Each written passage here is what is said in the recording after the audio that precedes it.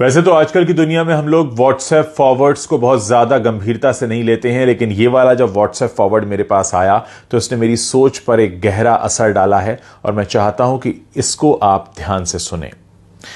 ये WhatsApp message है भगवान का घर के बारे में।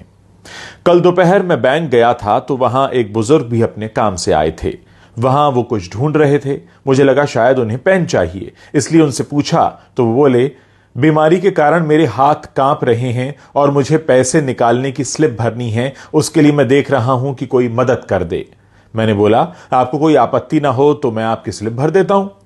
उन्होंने मुझे स्लिप भरने की अनुमति दे दी। मैंने उनसे पूछकर स्लिप भी भर दी। रकम निकालकर उन्होंने मुझसे पैसे गिनने को कहा तो मैंने पैसे भी गिन दिए। हम दोनों एक साथ ही बैंक से बाहर आए तो बोले, सॉरी, तुम्हें थोड़ा कष्ट होगा परंतु मुझे रिक्शा करवा दो, इस भरी दोपहरी में रिक्शा मिलना बड़ा कष्टकारी होता है।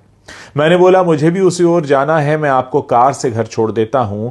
वो तैयार हो गए। हम उनके घर पहुंचे। 60 बाई 100 के प्लॉट पर बना हुआ एक घर था। घर तो क्या कहें, बंगला आप कह सकते हैं इसे। घर में उनकी वृद्ध पत्नी थी। वो थोड़ा सा डर गई कि इनको कहीं कुछ हो तो नहीं गया जिससे उन्हें कोई छोड़ने एक अपरिचित व्यक्ति घर आया है।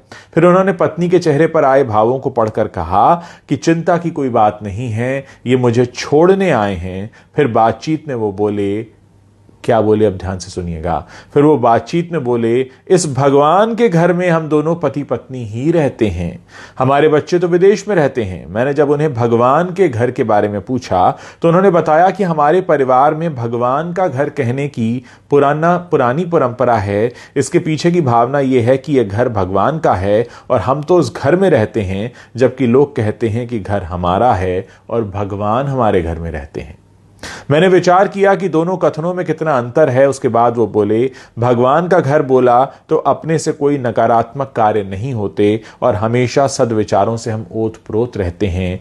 बाद में मजाकिया लहजे में बोले, लोग तो मौत के बाद भगवान के घर जाते हैं पर हम तो जीते जी ही भगवान के घर का आनंद ले रहे हैं। ये वाक्य भी जैसे भगवान ने दिया कोई प्रसाद ही है।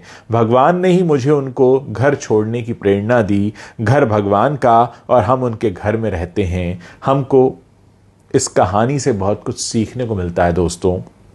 अगर हम इस पर अमल करना शुरू करेंगे तो हमारी आने वाली पीढ़ियों के विचार भी वैसे ही हो जाएंगे। अच्छे कार्य का प्रारंभ जब भी करो वो एक नई सुबह होती है। ज़रा सोचिए, अगर आप अपने घर को अभी से भगवान का घर कहने लगेंगे तो उसके अंदर से जितनी नेगेटिविटी है, जितनी नकारात्मकता है, वो खुद ही बाहर हो जाएगी और फिर हमें कुछ अपने अंदर ये सोचने की ज़रूरत नहीं है कि हम किस तरह से बिहेव करें अपने घर में। जब आपको पता होगा कि आप भगवान के घर में रह रहे हैं, भगवान का घर यानी मंदिर, और मंदिर में कैसे जाते हैं, सर झुका होता है, मन में कोई क्लेश नहीं होता, मन में कोई गलत भावना नहीं होती। और ऐसे ही अगर आप अपने घर में रहना शुरू कर दें तो यकीन मानिए कि पूरा जो संसार है वो स्वर्ग बन सकता है। इस मैसेज को आप फॉरवर्ड भी कर सकते हैं, बहुत से लोगों तक पहुंचा सकते हैं, ताकि बहुत से लोग आज से, अभी से, इसी वक्त से अपने घर को भगवान का घर मानने लगें और भगवान के घर में जितनी श्रद्धा से जाया जाता है, जितनी श्रद्धा से रहा जाता है, वैसे ही रहने लगें।